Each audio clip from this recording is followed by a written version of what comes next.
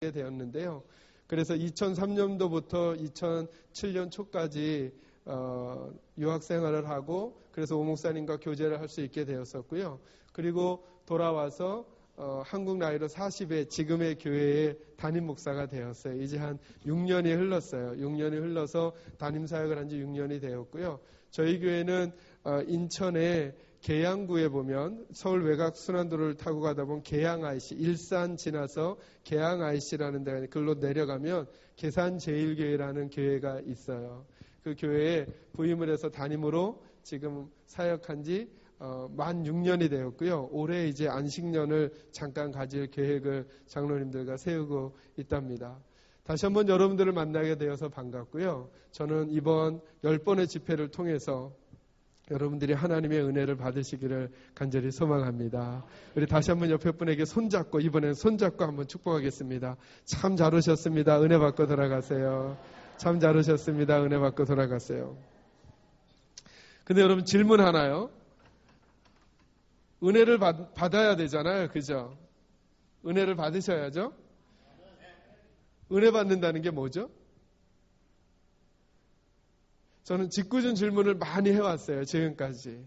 그래서 많이 여쭤보기도 하고 그러면서 내가 만약에 가르치는 목사가 되면 꼭 알려드려야 되겠다. 이런 생각을 하면서 질문해봤어요. 오늘 은혜 받으실 거죠? 그럼 은혜 받는다는 게 뭐죠? 알아야 받잖아요. 그죠? 은혜 받는다는 게 뭔지를 알아야. 그래서 제가 예전에 고등학교 때 여쭤봤어요. 우리 분만공반 담임 선생님에게. 선생님, 은혜 받는다는 게 뭐예요? 그랬더니 제게 돌아온 제일 많은 대답이 뭐냐 하면 받아보면 알아. 이거예요. 받아보면 알아. 은혜는 받아봐야 안다는 거예요. 근데 그거 가지고 양이 안 차는 거예요, 저는. 예. 요즘엔 저희 교회 성도님들이 거의 말씀을 안 해주시지만 가끔씩 지금도 그런 말씀 해주실 때가 있어요. 목사님 오늘 은혜 받았어요. 그러시는 거예요. 은혜 받았다는 게 뭘까요, 여러분? 오늘 이 시간에도 은혜를 받고 돌아가셔야 되잖아요. 그럼 은혜 받는다는 게 무엇인지를 우리가 알고 있어야 은혜를 받죠. 저는 두 가지로 정의해요. 첫째, 기억하세요. 오늘 제가 전하는 말씀을 들으시면서 여러분 마음속에 이런 생각이 드는 거예요. 맞아. 목사님 말씀이 맞아. 라고 하는 생각이 들면 기억하세요. 그 시간에 여러분은 은혜를 받고 있는 거예요. 그러니까 그때 그걸 꼭 놓치지 마시고 붙드셔야 해요. 이게 첫 번째 은혜. 어떤 거요? 맞아. 내 생각하고 똑같아. 목사님이 하시는 말씀이 내 마음에 너무 동의가 되고 막 좋은 거예요. 그때 은혜 받으시는 거예요. 꼭 그걸 잊지 마셔요. 두 번째로는 은혜를 받는다는 건 뭐냐면 어쩌면 이게 더 중요한지도 몰라요. 때로는 목사님이 하시는 말씀이 전해지는 하나님의 말씀이 내 생각하고 달라요. 여러분 그때 어떻게 할까요? 말씀이 내 생각하고 달라요. 그때 어떻게 할까요? 거절할까요? 받아들일까요? 이번 10번의 집회에서도 여러분이 이 부분을 가지고 씨름하셔야 돼요. 내 생각하고 맞으면 은혜 받는 거 어렵지 않아요. 거기까지는. 그런데 들려지는 말씀이 내 생각하고 달라요. 그때 어떻게 할까요? 여러분 두 번째로 은혜 받는 순간이 바로 그 부분이에요. 하나님이 내가 가지고 있는 생각과는 다른 얘기를 주실 때 그렇구나. 내 생각을 끄집어내고 하나님의 생각을 집어넣는 거구나. 이게 은혜 받는 거예요. 그러니까 여러분 이번 10번의 집회를 통해서 말씀이 전달될 때 여러분 마음속에 저건 내가 미처 생각해보지 않았던 건데 저건 내가 미처 알지 못했던 건데 난 저렇게 생각하지 않았었는데 만약에 제 얘기가 아니고 하나님의 말씀이 그렇게 말씀하신다면 저는 우리 사랑하는 낙원교회 식구들은 내 생각을 끄집어내고 하나님의 생각을 집어넣기를 주님의 이름으로 축원합니다. 그래서 여러분 저는 믿음을 어떻게 정의하느냐 하면 믿음이란 이런 거예요. 믿음이란 우리의 마음속에서 믿음이란 내 생각을 끄집어내고 누구 생각을 집어넣는 거예요? 하나님의 생각을 집어넣는 거예요. 아주 구체적으로 생각해 놓으세요. 믿음이란 내 생각을 끄집어내고 하나님의 생각을 넣는 거예요. 이분이 믿음이 좋아지는 사람이에요. 예를 들어 이런 거죠. 예를 들어 여러분 제가 예전에 결혼할 때 선배들이 그러는 거예요. 아내는 초장에 잡아야지 초장에 못 잡으면 계속 질질 끌려다니면서 살게 될 거래요. 그래서 전 지금도 끌려다니면서 살아요. 네. 초장에 잘 못 잡아서. 그래서 옛날 어른들 말에 그런 말이 있잖아요. 부거하고 여자는 어떻게 한다고요? 그걸 여자분의 입에서 하시면 안 되죠. 네. 3일에 한 번씩 뭘 해야 된대요. 네, 오케이. 부부에 대한 생각을 내가 그 생각을 가지고 있었어요. 근데 성경은 뭐라 그래요? 성경은 하나님께서는 뭐라고 말씀하시느냐면 남편들아 아내를 사랑하기를 주께서 교회를 위해서 목숨을 준 것처럼 사랑하래요. 오케이. 이 말씀이 들려졌어요. 나는 믿음이 좋아진다라고 하는 것은 뭐냐면 나는 그 생각을 가지고 있었는데 하나님이 달리 말씀하시잖아요. 지금. 그러니까 믿음이 좋아진다라고 하는 것은 예배당에 앉아있는 것으로만 설명되면 안 된다는 거예요. 절대 그거는. 어떻게 설명돼야 되느냐. 내 생각을 끄집어내고 하나님의 생각을 집어넣는 거. 아니야. 아내는 3일에 한 번 그렇게 하는 게 아니야. 아내는 초장에 잡는 게 아니야. 아내는 생명처럼 사랑해줘야 될 대상이야. 라고 내 생각을 바꾸는 게 믿음이라는 사실을 기억하시기를 바랍니다. 아내들도 마찬가지인 거죠. 아내들도 남편을 존중해 주는 것, 이것이 하나님의 생각이라면 그 생각으로 바꿔야 되는 거죠. 그래서 여러분 믿음이라고 하는 것은 내 생각을 끄집어내고 하나님의 생각을 넣는 거예요. 여러분 그러니까 우리는 매 주일날마다 예배 드리러 올 때 그냥 오는 게 아니에요. 오늘도 어쩌다 보면 은혜 받겠지 이런 생각하는 게 아니에요. 오늘도 어떤 마음으로 주일날 오는 거예요? 오늘도 하나님이 어떤 내 생각을 끄집어내시고 하나님의 생각을 넣어주실까? 나는 헌신에 대해서 뭐라고 생각하는데 하나님은 헌신이 뭐라고 말씀하시는가? 내 생각을 포기하고 하나님의 생각을 집어넣을 각오를 하고 예배당에 오는 거죠. 그러니 여러분 그렇게 오면 예배당 올 때와 갈 때가 같을까요? 다를까요? 다르죠. 다르니까 은혜를 받고 가니까 다른 삶을 살아갈 수 있는 거 아니에요. 그런데 내 생각을 끄집어내고 하나님의 생각을 넣을 생각을 안 하고 오는 거예요. 그러니까 예배는 드렸어요. 오늘도 예배는 드리고 말씀도 듣고 오늘도 봉사는 했어요. 그런데 예배당에서 돌아갈 때 마음이 충만히 채워져서 가는 게 아니라 왠지도 힘들고 피곤하고 돌아가는 거예요. 왜 그럴까요? 내 생각이 하나님의 생각으로 바뀌지 않았기 때문에 그래요. 여러분 말씀을 배우는 목적이 뭘까요? 저는 그 부분을 부인하지는 않지만 예전엔 좀 오해했어요. 예전엔 뭐라고 생각했느냐 하면 우리 삶이 변화되는 게 목적이라고 생각했어요. 변화. 다시 말하면 행동이 변하는 게 목적이라고 생각했어요. 근데 여러분 여쭤볼까요? 사람이 잘 변하나요? 안 변하나요? 안 변하죠. 누구 보시면 아냐면 옆에 분 보시면 돼요. 지금 너무 뚫어지게 보지 마시고 살짝만 봐주세요. 안 변하죠. 특히 부부가 앉아 계시면 변한 것처럼 앉아 있을 뿐이지 안 변한 거 여러분 다 아시잖아요. 예전에 욱하던 거 여전히 욱하죠. 안 욱하나요? 잘 안 변하네요. 저는 그래서 제가 말씀을 전하다가 실족할 뻔한 적이 있는 거예요. 내가 이렇게 열심히 말씀을 준비하고 전하면 우리 성도들이 변하겠지. 근데 어느 순간인가 변한 것 같아 보이더니요. 또다시 비가 내리고 창수가 나고 바람이 부니까 또다시 원위치 되는 모습을 또 보이는 거예요. 여러분 사람은 행동을 바꾸는 건 참 어려워요. 그러니까 오늘도 이번 10번의 집회를 통해서도 애초부터 포기하세요. 애초부터. 내가 이 10번의 설교만 듣고 나면 내가 완전히 새 사람이 되어 있겠지. 그렇지 않아요. 네. 거의 비슷한 분들로 계실 거예요. 네. 그러니까 너무 막 거대한 부푼 기대를 가지고 듣지 마세요. 대신 행동은 바꾸기가 너무 어려운데 지금 이 순간에도 확 바꿔버릴 수 있는 게 하나 있어요. 그게 뭘까요? 생각. 내 마음의 태도만큼은 지금 내가 바로 바꿀 수 있어요. 바로. 그래서 여러분 보세요. 아내를 날마다 3대 때리는 분이 갑자기 안 때리기 쉬울까요? 어려울까요? 이게 어려워요. 손이 근질근질해서. 근데 마음은 먹을 수 있어요. 그래, 내가 오늘부터 이거 때리는 건 나쁜 일이야. 하나님 원하지 않아. 라고 생각하면서 그 생각으로 바꾸면 3대 때리던 걸 2대 때릴 수 있어요.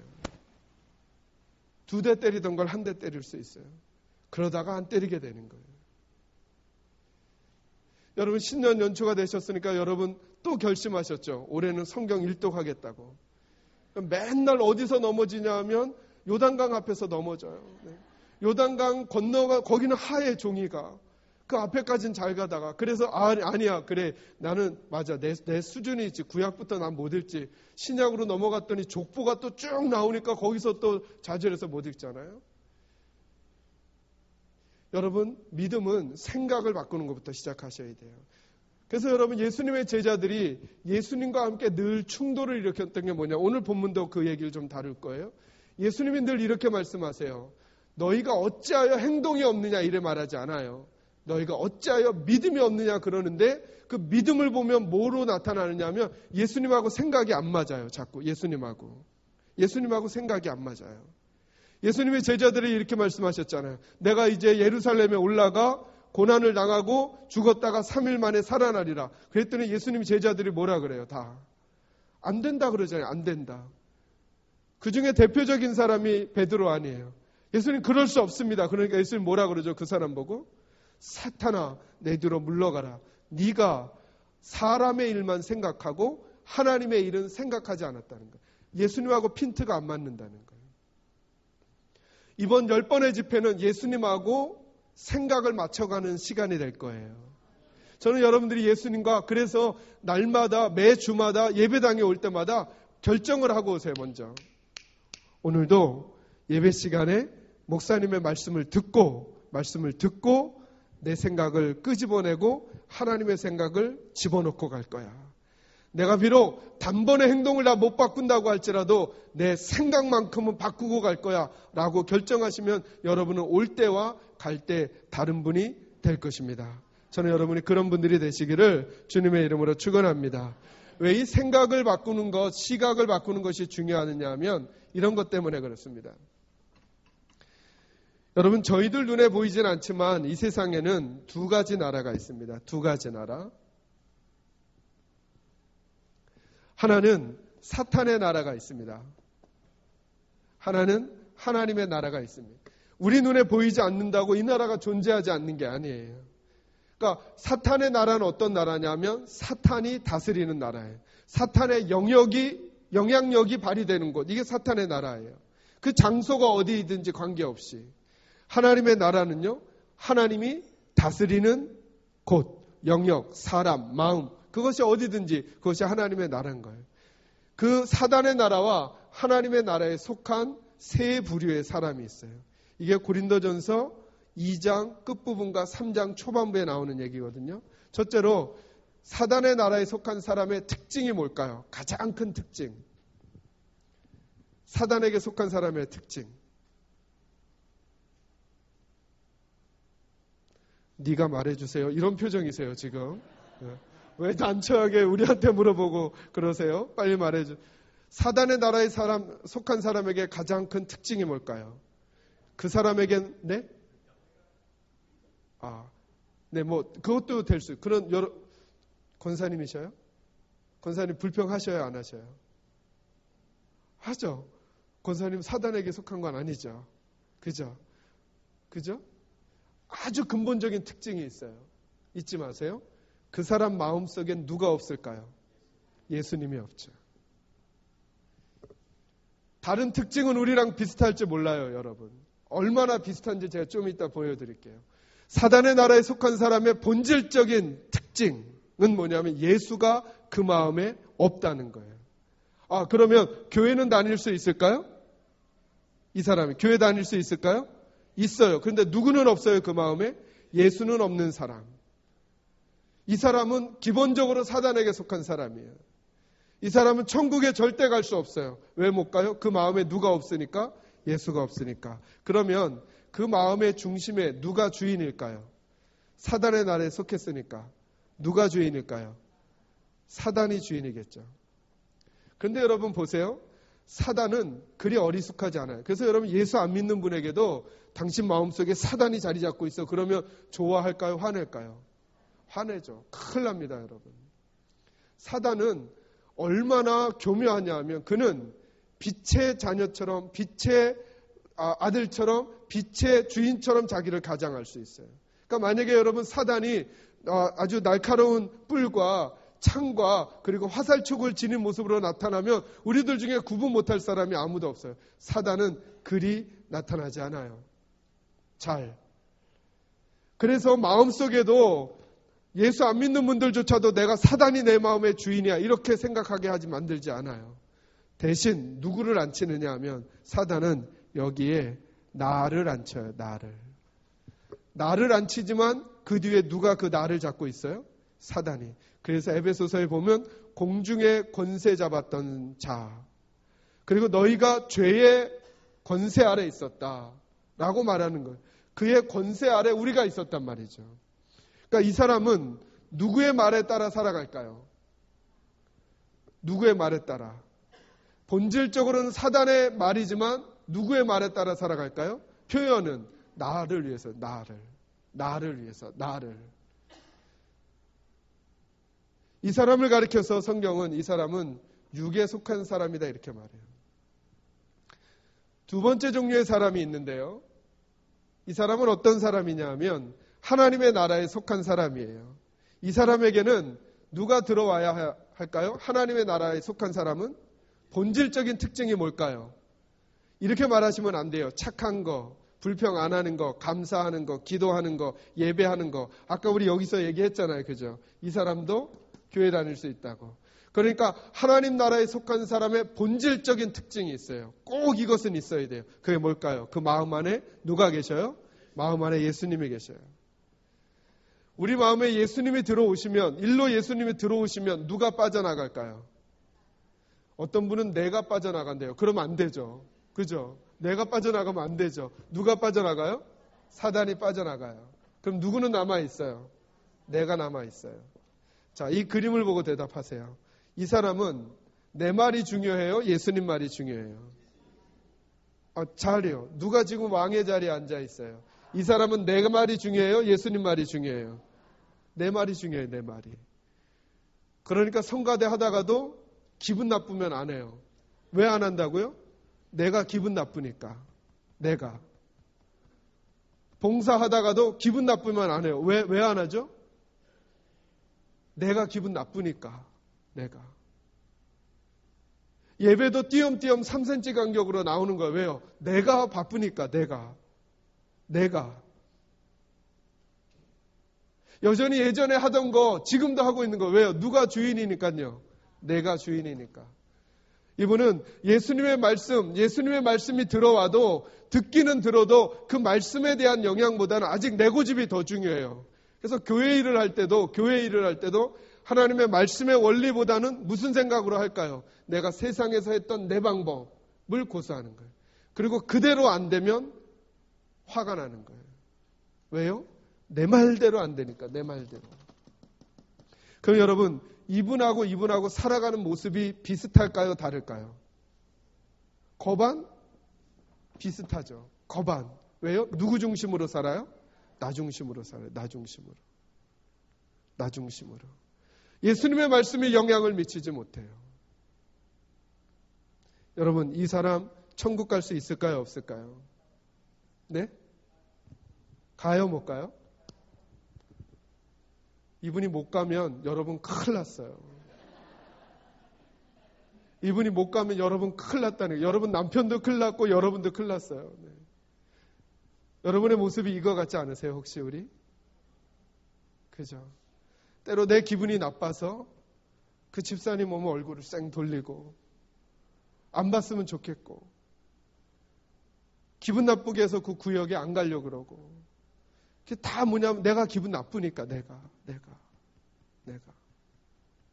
여러분과 이분이 얼마나 비슷한지 말씀드릴게요. 여러분 설교를 오래 듣는 게 좋으세요? 짧게 듣는 게 좋으세요? 말씀을 잘 하셔야 돼요. 설교를 길게 하는 게 좋으세요? 짧게 하는 게 좋으세요? 아니 설교가 누구의 말씀이에요? 자, 하나님의 말씀을 여러분 하나님 사랑하셔요? 사랑하시죠? 설교를 길게 하는 게 좋으세요? 짧게 하는 게 좋으세요? 누가 길게 하는 게 좋다고 그러셨어요? 네. 참 희한하죠? 조금만 더요. 여러분 기도를 1시간 하는 게 편하세요? 5분 하고 일어나는 게 편하세요? 아니 여러분 하나님 사랑하지 않으셔요? 한번 여러분 생각해 보세요. 말씀을 1시간 읽는 게 편하세요? 5분 읽는 게 편하세요? 아주 안 읽는 게 더 편하시죠? 근데 여러분 요즘에 재밌는 드라마가 뭐죠? 오로라 공주. 오로라 공주는 50분 있다가 끝나는 게 너무 아쉬워. 아쉬워서 내일 예고편까지 다 봐야 그때 그거 끊으면 싸움 나는 거예요. 여러분 이런 생각 참 희한하지 않아요? 우린 누굴 사랑해요? 하나님을 사랑하는데 왜 하나님과 관계된 것이 내게 편하지 않을까? 내게 왜 더 편하지 않을까? 그리고 하나님과 관계되지 않은 것처럼 보이는 것은 너무 아까운 거예요. 그래서 재방송까지도 또 보고 싶어지고 연달아 하기를 더 원하고 왜 이렇게 짧은 거야? 이런 생각이 드는 거예요. 왜 그럴까요? 왜? 이 내가 누구에게 잡혀 있었어요? 여기서. 누구에게? 사단에게. 사단이 우리의 삶의 패턴을 꽉 잡고 있었던 거예요. 그래서 저와 여러분이 입술로는 하나님의 말씀을 사랑한다고는 하지만 실제로는 말씀을 읽을 때 읽는 것보다 안 읽는 게 훨씬 더 편해요. 왜요? 우리는 어느 쪽에 훈련이 되어 있었던 거라고요? 이쪽에 훈련이 많이 되어져 있으니까 가만히 있으면 중간 못 가요. 우리는. 여러분 가만히 있으면 자꾸 어느 쪽으로 가게 될까요? 옛날 경향 쪽으로 쏠리게 되는 거예요. 자꾸. 하나님 앞에 기도하는 건 너무너무 어려워요. 왜요? 이거 우리가 안 해보던 거예요. 여기서 안 하던 거잖아요. 이게 너무 강하게 패턴이 잡혀져 있는 거예요.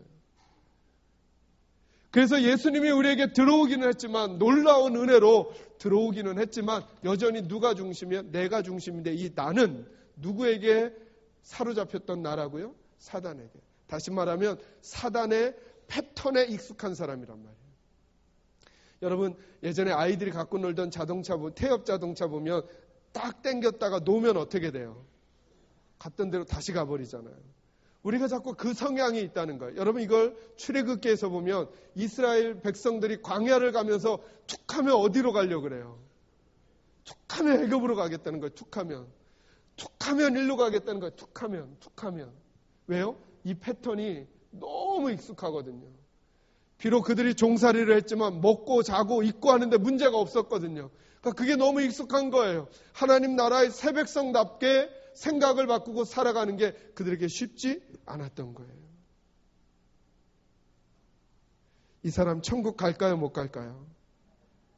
누구 때문에요? 맞아요. 이분 놓치면 안 되는 거예요.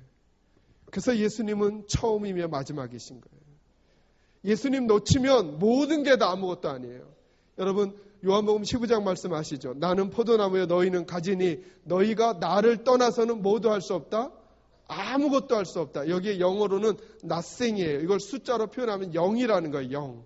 너희가 나를 떠나면 0이라는 거예요. 0. 그러니까 예배를 드려도 여러분이 예수님으로 인하여 드리지 않은 예배는 0이에요. 0. 그건 안 드린 거예요. 기도도 예수님으로 인하여 하지 않은 건 0이에요. 0. 아, 내가 열심히 했는데요? 아니요. 그것도 안 돼요. 왜요? 우리의 존재가 바뀌는 이유가 예수님 때문인 거죠. 저는 우리 낙원교회 식구들은 예수를 절대 놓치지 않으시기를 주님의 이름으로 축원합니다. 이게 왜 중요한지 잠시 뒤에 더 말씀 나눌 거예요. 이게 육신에 속한 사람이에요. 그러면 한 사람이 더 있어요. 어떤 사람이 있냐 하면 자, 이 사람에게 사단은 어디 있을까요? 우리 바깥에. 자, 이 사람은 예수님 말이 중요할까요? 내 말이 중요할까요? 예수님 말이 중요하죠. 기분 나빠요. 여러분, 이 사람은 기분 나쁜 일이 있을까요? 없을까요? 있죠. 여러분 이런 생각하시면 안 돼요. 믿음이 좋아지면 뭔 일을 당해도 기분이 안 나빠지고 걱정도 안 되고 이럴 거라고 생각하시면 이건 큰 오산이에요. 여러분. 믿음이 좋아져도 기분 나쁜 건 기분 나쁜 거예요. 여러분 제가 목사잖아요. 저에게 쌍둥이 두 아들이 있어요. 쌍둥이 두 아들이 18살짜리 쌍둥이 아들이 있는데요. 그 아이들을 키우면서 제가 늘 그런 생각을 하죠. 하나님이 주신 아주 귀한 선물이라고. 그런데 이런 생각을 한번 해보세요. 저희들이 자녀들을 낳았을 때 갖게 되는 기대가 있잖아요. 그죠? 저는 원래 신학 교수가 되는 게 꿈 중에 하나였어요. 그런데 목회자가 될까 신학 교수가 될까 생각하다가 둘 다 할 능력은 안 되고 성도들을 가리키면서 은혜 받고 이렇게 생활하는 게 너무 좋아서 신학 교수 일을 포기했어요. 그런데 하나님이 쌍둥이를 주신 거예요. 제가 무슨 생각했을까요? 한 놈은 목사님, 한 놈은 신학교수 시켜야 되겠다. 그런 생각을 했죠. 근데 이 아이를 처음 낳았을 때 한 번은 의사가 저를 부르시는 거예요. 부르시더니 이러시는 거예요. 부모님, 제 아내랑 같이 부르셔서 부모님, 첫째 놈은 건강한데요. 이렇게 말하는 거예요. 그러니까 둘째는 어떻다는 거예요? 둘째는 더 건강합니다. 이렇게 얘기를 하진 않을 거 아니에요. 둘째 놈은 심방과 심실 사이에 판막이 있는데 거기 구멍이 있어요. 이러는 거예요. 이게 소위 말하는 심장병이거든요. 근데 제가 저희 아이가 태어나기 몇 주 전에 저희 교회 부목사님이 아이를 낳으신 지 1년이 좀 넘었는데 그 아이가 똑같이 심장병이라 부천에 가면 세종병원이라고 심장병 수술을 많이 하는 병원이 거기 제가 문병 간 적이 있거든요. 그 아이를 보니까 가슴을 쪼갰어요. 그리고 요만한 10몇 개월밖에 되지 않은 쪼개고 수술을 하고 호치키스 같은 걸로 이렇게 박아놨어요. 그걸 제가 기도해주고 왔거든요. 전도사 시절에. 근데 제 아이가 심장병이래요. 질문. 그 사실을 알게 된 그 순간부터 제가 믿음으로 기도했을까요? 아니면 걱정했을까요? 제가 누군지 보면서 말씀해 주세요. 제가 기도에 전념했을까요? 걱정이 제 마음에 생겼을까요? 저는 그때 알았어요. 아프고 힘든 분에게 무작정 기도하라는 말을 막 하는 거 힘든 일이구나. 왜냐면 제가 자다가도 그놈 생각이 훅 지나가잖아요. 그럼 잠이 안 오는 거예요. 제가 그때 신대원 2학년 학생이었는데 학교에 가서 수업을 하고 양지에서 수업을 하고 친구들하고 뭐 얘기를 막 재밌는 얘기를 하다가도 순간적으로 그 아이 생각이 훅 지나가잖아요. 그럼 더 이상 얘기를 못 하겠는 거예요. 혼자 그냥 캠퍼스 뒤뜰어가면서 돌을 뻥뻥 차면서 그냥 수심에 잠겼던 일들.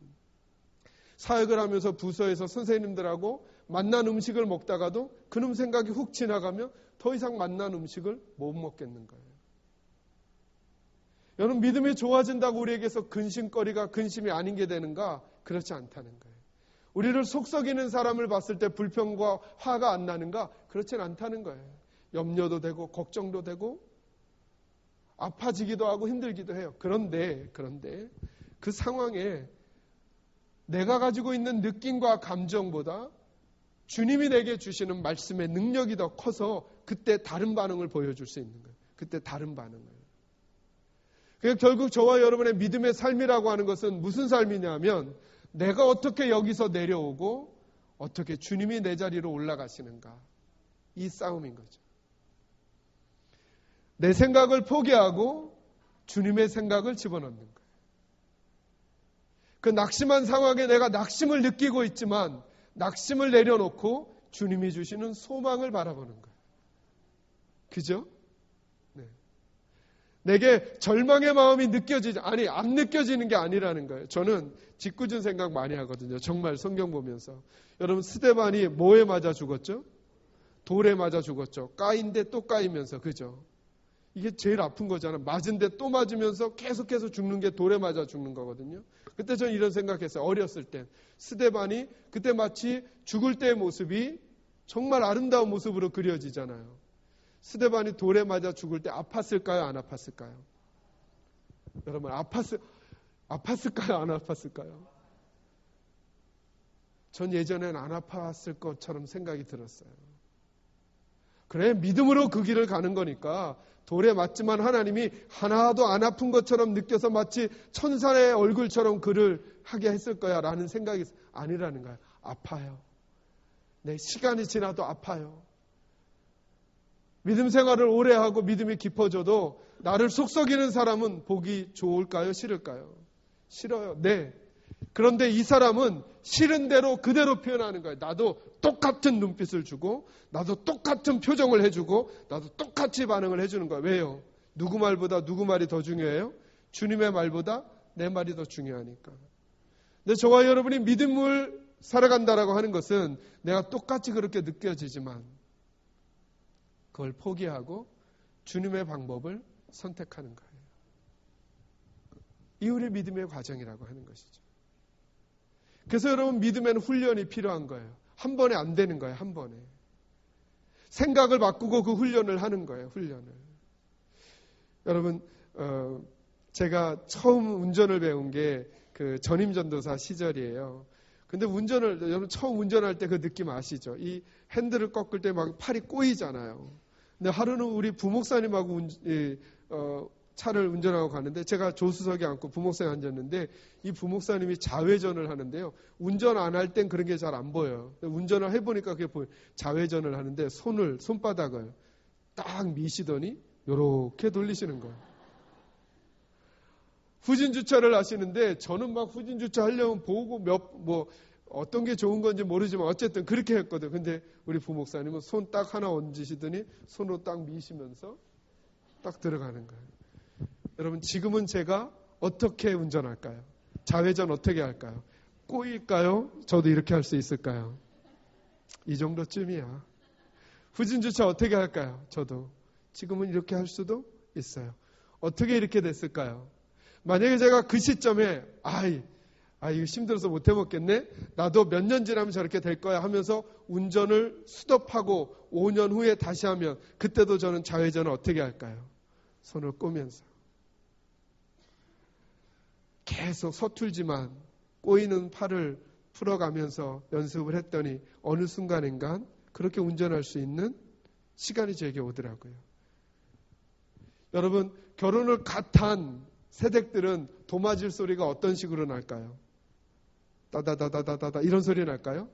딱 뚜둑뚝뚝 이건 빈 거예요. 막 이러잖아요. 그죠? 근데 여러분 어머니들은 어떠세요? 막 하면서 야 양말 신어 시간 늦어서 빨리 안 내려와 이런 막 하잖아요. 이게 어떻게 됐을까요? 그 중간에 어떤 일이 도대체 일어났던 거죠?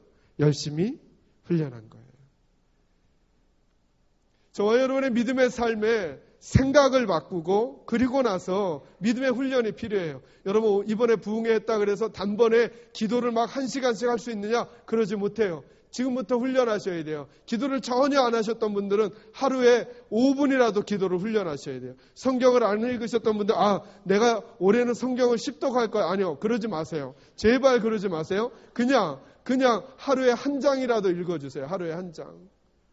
이걸 연습하다 보면 말씀의 능력을 알겠는 거예요. 그 기쁨을 알겠는 거예요. 그러면 한 장 읽고 2장을 읽고 싶고 그 다음엔 안 읽으면 마음이 안 좋고 더 읽고 싶어지는 사람이 되는 거예요. 왜요? 우리는 어느 쪽에 패턴이 많이 되어 있었다고요? 이쪽 패턴이. 그러니 이쪽 패턴을 이쪽으로 가려던 패턴을 이쪽으로 계속 바꿔가려고 하는 믿음의 훈련을 해야 하는 것. 그 일을 위해서 목사님들이 계신 것. 그 일을 위해서 계속 예배를 드리는 것. 그 일을 위해서 함께 성도가 교제하는 거예요. 개하라고 하는 게 아니라. 그 일을 위해서 구역 모임에 있는 거예요. 믿음의 훈련을 하기 위해서. 믿음의 훈련을 하기 위해서. 우리가 조금씩 더 주님의 말씀이 내 말보다 중요한 사람이 되는 거예요. 중요한 사람이. 저는 이번 기회가 저와 여러분이 이 출발을 하는 복된 기회가 되시기를 주님의 이름으로 축원합니다. 여러분 이제 오늘 본문으로 오시기를 바랍니다. 본문으로 오시면 여기 보면 이 본문을 여러분 잘 아시죠? 어떤 본문이죠? 예수님께서 예수님의 세 제자를 데리고 변화산에 올라가셨어요. 그죠? 그러니까 산 밑에는 몇 명이 남았을까요? 제자가. 이게 또 어려운가요? 예수님의 제자가 몇 명이죠? 12명. 예수님이 몇 명 데리고 올라가셨다고요? 변화산에? 3명. 그러니까 몇 명 남았어요? 9명만 밑에 남았어요. 항상 문제는 언제 생기냐면 예수님이 안 계실 때 생기는 거예요. 9명만 남았는데 어릴 때부터 귀신 들린, 말 못하고 듣지 못하는 귀신이 들린 아이를 데리고 있는 아버지가, 여러분 이 아버지를 한번 잘 생각해 보세요. 얼마나 마음이 힘들었겠어요. 저는 저희 아이 심장병, 지금은 회복됐지만 그 심장병을 알았을 때도 정말 사는 게 사는 것 같지 않더라고요. 근데 여러분 이 아이가 귀신이 들려가지고 물불을 가리지 못하고 아무데나 자기를 막 내던지고 이렇게 사는 이 아이를 어려서부터 키운 이 아버지가 하루는 소식을 들었어요. 예수님을 만나면 그 예수가 그런 아이들을 고쳐준다더라. 이게 안 되는 사람은 뒤로 넘어져도 코가 깨져요. 그래서 예수님을 찾아 나왔는데 이게 웬걸? 누가 안 계셔요? 예수님은 안 계시고 누가 있어요? 9명의 제자만. 그래서 그 9명의 제자에게 부탁하는 거예요. 내 아이를 좀 고쳐달라고. 그래서 제자들이 열심히 애를 썼는데 고쳤어요? 못 고쳤어요? 못 고친 거예요. 그러니까 막 변론이 일어났어요. 그때 예수님이 변화산에서 일을 마치시고 내려오신 거예요. 너희가 무엇 때문에 이렇게 논쟁하느냐? 이 아이 아버지가 얘기하는 거예요. 내 아이가 이렇게 귀신 들려서 고쳐달라고 당신께 왔는데 당신의 제자들이 못 고칩니다. 할 수 있거든 고쳐주십시오. 하실 수 있거든. 그때 예수님 말씀하시죠. 할 수 있거든이 무슨 말이냐. 믿는 자에게 능치 못함이 없느니라 라고 말하니까 예 주님 제가 믿습니다. 좀 고쳐주십시오. 라고 하니까 예수님이 그 아이를 고쳐주셨어요. 그러면 본문은 거기서 끝이 나야죠. 그런데 얘기가 계속 진행되고 있어요. 어떻게 진행이 되냐 하면 이제 그 일이 끝나고 나니까 제자들에게 물음표가 생겼어요. 제자들에게. 무슨 물음표냐 하면 제자들의 마음속에 왜 우리는 못 고치고 예수님은 고칠 수 있었느냐는 거죠. 이 질문에 대해서 쉽게 답해버리면 돼요. 너희는 사람이고 나는 하나님이니까 그런 거야. 이러면 되는데 예수님은 뭐라고 대답하셨냐. 우리가 잘 아는 29절 말씀 여러분이 한번 읽어주실까요? 같이 한번 읽어주시죠. 말씀 보시면서 읽습니다. 시작.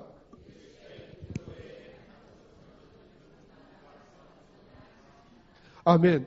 뭐 외에는 이런 유가 나갈 수 없느니라. 기도 외에는. 그러니까 예수님이 말씀하셨어요. 예수님이 보시기에 너희가 뭐 하지 않았기 때문에 고치지 못했다는 거예요. 기도하지 않았기 때문에. 오늘은 믿음의 시각을 바꾸는 거라 그랬잖아요. 이 본문을 살짝 시각을 바꿔서 한번 대해 보려고요. 제 질문에 답해 주세요. 귀신 들린 아이를 데리고 왔을 때 제자들이 기도했을까요? 안 했을까요? 다시 한번요. 잘 생각해 보세요. 귀신 들린 아이를 데리고 왔을 때 제자들이 기도했을까요? 안 했을까요?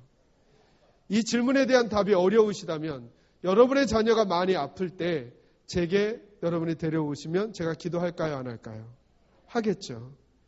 예수님의 제자들은 적어도 저희들 목회자들보다도 주님을 더 가까이서 섬겼던 사도들이에요. 그들에게 병든 귀신 들린 아이를 데리고 왔을 때 제자들이 기도했을까요? 안 했을까요? 저는 했을 거라고 봐요. 처음에는 어떻게 했을까요? 예수의 이름으로 물러갈지어다. 근데 안 나가는 거예요. 그럼 좀 발음을 세게 해야 되겠죠? 하면서 미샤오니 물러갈지어다 뭐 이렇게 했겠죠? 안 되니까 침도 튀기면서 몇 명이요? 9명이 열심히 했었을 거예요. 그런데 안 된 거예요. 그런데 안 된 그들을 향해서 예수는 뭐라고 말하느냐면 너희가 뭐 하지 않았기 때문에요? 기도하지 않았기 때문에. 오늘 저희가 이 본문을 보면서 생각할 게 뭐냐 하면 제자들은 기도했는데 문제는 뭐냐 하면 주님은 그 기도는 기도가 아니었다는 거예요. 오늘 본문이 우리에게 주는 첫 번째 메시지는 그거예요. 그러므로 기도가 중요하다는 거예요. 네, 기도가 중요해요. 첫째로는. 두 번째로는 그러므로 우리들의 기도 중에 누군가의 기도는 거절당하고 누군가의 기도는 거절당하지 않고 응답될 거라는 거예요. 그러나 오늘 본문에서 더더욱 우리가 마음을 써야 되는 건 이거예요. 제자들은 기도했는데 예수님은 그 기도가 아니라고 하신다는 사실이에요. 예수님이 보시는 기도에 대한 시각과 제자들이 하고 있는 기도의 시각이 다르다는 거예요. 이 시각을 바꾸지 않으면 저와 여러분도 우리도 기도하고 있지만 주님은 그게 기도가 아니라고 생각하시는 기도를 계속하고 있을지 몰라요. 그리고 주님께 묻는 거예요. 주님 왜 우리들의 기도는 응답이 안 됩니까? 그건 너희가 기도하지 않았기 때문이다. 아니 우리가 기도했는데 아니 너희가 기도했다고는 하지만 내가 보기에 그건 기도가 아니라는 거죠. 주님께서 지금 제자들에게. 그럼 도대체 왜 예수님의 제자들의 기도는 기도가 아닌 게 되어버렸을까요? 이걸 알려면 마가복음 6장으로 잠시 오셔야 해요. 그 앞장으로 조금만 더 오시죠. 마가복음 6장.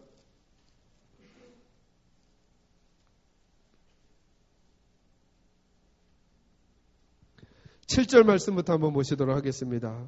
7절부터 13절까지 제가 한번 읽어드릴게요. 거기 어떤 내용이 있나 한번 잘 보시죠.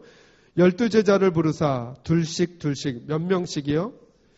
꼭 기억해 놓으세요. 둘씩 보내시며 더러운 귀신을 제어하는 권능을 주시고 명하시되 여행을 위하여 지팡이 외에는 양식이나 배낭이나 전대의 돈이나 아무것도 가지지 말며 신만 신고 두벌옷도 입지 말라 하시고 또 이르시되 어디서든지 누구의 집에 들어가거든 그곳을 떠나기 전까지 거기 유하라. 어느 곳에서든지 너희를 영접하지 아니하고 너희 말을 듣지도 아니하거든 거기서 나갈 때에 발 아래 먼지를 떨어버려 그들에게 증거를 삼으라 하시니 예수님이 둘씩 전도 여행을 떠나보내시는 거예요. 그러면서 12절과 13절은 저와 여러분이 같이 읽습니다. 시작. 제자들이 나가서 회개하라 전파하고 많은 병자에게 기름을 발라 고치더라. 아멘. 여러분 13절 말씀을 보세요. 제자들 지금 몇 명씩 갔다고요? 2명씩. 가서 어떤 일을 행했다고요? 13절 처음 부분. 많은 뭐를 쫓아내요? 귀신을 쫓아내요. 몇 명씩 가서요? 자, 여러분 생각해 보세요. 제자들이 그동안은 예수님이 그 일을 행하셨어요. 근데 이제는 예수님이 당신은 안 가시고 2명씩만 보내는 거예요. 길을 가다가 귀신 들린 사람을 만났어요.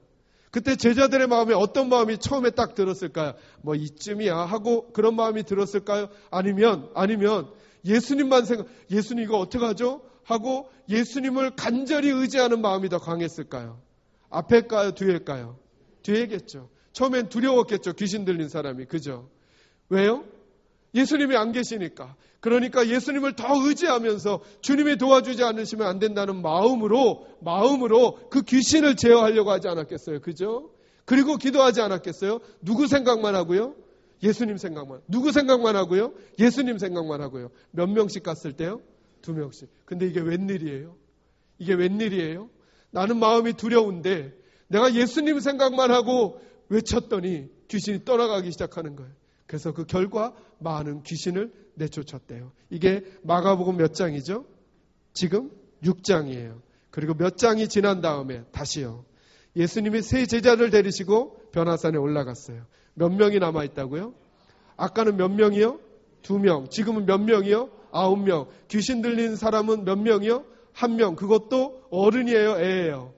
어떤 마음이 들까요? 여러분 생각해 보세요. 딱 왔을 때 이쯤이야 하는 마음이 들었을까요? 예수님을 생각하는 마음이 들었을까요? 어떤 마음이요? 오케이. 이쯤이야. 그들은 누굴 놓쳐버렸어요? 예수님을 놓쳐버렸어요. 이쯤이야. 우리 그때 했던 방법 있잖아. 그땐 둘씩 다니면서 귀신들을 만났을 때 그 두려움과 떨림 속에 나는 이 일을 못한다. 오직 주님만이 할 수 있다라고 예수를 절대 놓칠 수 없었던 그 간절함이 있었는데 그 일을 경험하고 나니까 서서히 누가 살아났느냐 하면 내게서 예수는 간데없고 나만 남은 거예요. 그리고 그에게 주문과도 같은 기도가 있었을지 모르지만 내 경험과 내 방법으로 하는 기도가 더 이상 기도가 아니라고 우리 주님이 지금 우리들에게 생각을 바꾸시고 계시는 거예요. 예전에 이렇게 했더니 예배의 은혜를 받았어. 그러니까 이번에도 이렇게 하면 될 거야. 예수를 처음 만나길 원할 땐 간절함으로 그 예배를 드렸지만 그 예배로 은혜를 받고 나니까 예수는 간데없고 방법만 남아서 이 방법으로 이렇게 연주하고 이렇게 분위기를 하고 이렇게 음악을 하고 이렇게 노래를 하면 또다시 우리가 은혜 받게 될 거야 라고 예수는 간데없고 내가 생각한 방법만 남았다면 이것은 오늘 제자들의 기도와 예수님께서 그건 더 이상 기도가 아니라고 말씀하시는 기도와 전혀 다를 바 없는 오늘 우리들의 믿음의 현주소일 수도 있다라고 하는 거예요. 그러므로 사랑하는 성도 여러분, 믿음이라고 하는 건 무엇입니까? 믿음이라고 하는 것은 내 생각을 끄집어내고 하나님의 생각을 넣는 거예요. 우리는 가면 갈수록 예수를 놓쳐서는 안 되는 거예요. 예배를 드려도 기도를 해도 찬양을 해도 봉사를 해도 내 방법과 내 경험과 내 노하우와 내 능력을 의지하는 것이 아니라 오늘 예수님은 제자들에게 말하는 거예요. 이 얼마나 비극이에요, 여러분. 둘씩 가서도 귀신을 내쫓았는데 9명이 있으면서도 이걸 하지 못해요. 그리고 그들이 받은 평가가 기도하지 않았기 때문이라는 거예요. 주님은 기도를 우리의 목소리의 큼이나 우리의 숫자의 많음이나 우리의 열심이나 우리의 오랜 시간의 본질을 두지 않으셔요. 마치 이 그림에서 나타난 것처럼 본질은 예수예요. 예수님이 우리 마음의 중심에 계셔요. 예배를 드릴 때도 오늘도 예수님이 나와 함께하지 아니하시면 이 예배는 죽은 것입니다라는 마음, 기도를 하면서도 주님이 피 흘려주고 계신 그 은혜가 없으면 내 기도는 하나님께 상달될 수 없습니다라고 하는 그 간절함, 주님의 보배 피와 함께하는 그 기도, 그래야만 거기에 하나님의 손이 머물기 시작하는 것이죠. 여러분, 요즘에 어떤 영화가 인기가 있나요? 어떤 영화가 인기가 있는지 잘 모르지만 제가 예수님이 얼마나 중요한 분이신지를 설명할 때 아이들에게 쓰는 비유 중에 하나가 이거예요. 여러분, 영화관에 갔을 때 여러분 이렇게 하면 들어갈 수 있어요? 그 검표하는 분에게 저 좋은 옷 입고 왔는데요, 들여보내주세요. 그럼 뭐라 그럴까요? 표사와. 이러지 않겠어요? 저 좋은 차 타고 왔는데요, 표사와. 저 좋은 집에 사는데요, 표사와. 저 착한 일 하고 왔는데요, 표사와. 저 키가 큰데요, 표사와. 저 젊은데요, 표사와. 그러지 않겠어요, 여러분? 하나님께 상달되어야 하고 하나님께 들어갈 때 우리가 하나님께 뭘 얘기할까요? 하나님, 저 오래도록 봉사했는데요, 하나님 말씀하지 않으실까요? 내가 너희를 위하여 십자가에 못 박힌 예수 내놔. 하나님, 제가 오래도록 교회 생활했는데요, 아니, 내가 널 위해 준 예수 내놔. 하나님, 제가 직분을 맡아서 일했는데요, 아니, 내가 너를 위해 십자가에 못 박히게 한 예수 내놔.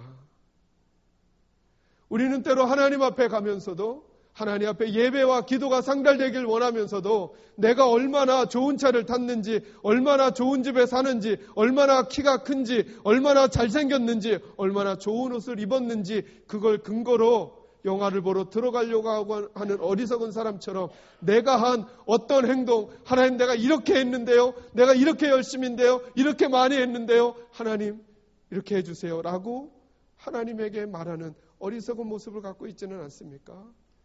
저는 다시 우리 이번 부흥회를 통해 우리 낙원교회의 사랑하는 성도들의 시각이 바뀌어지시기를 주님의 이름으로 축원합니다.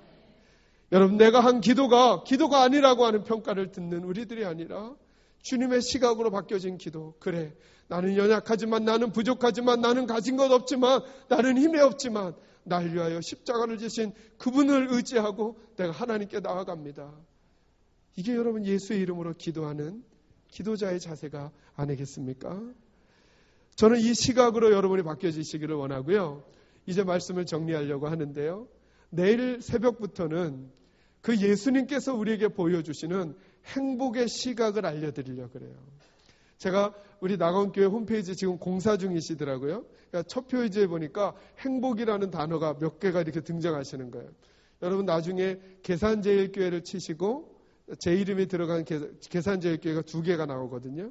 저희 교회를 한번 클릭해 보세요. 저희 교회는 다 행복으로 도배를 해놨어요.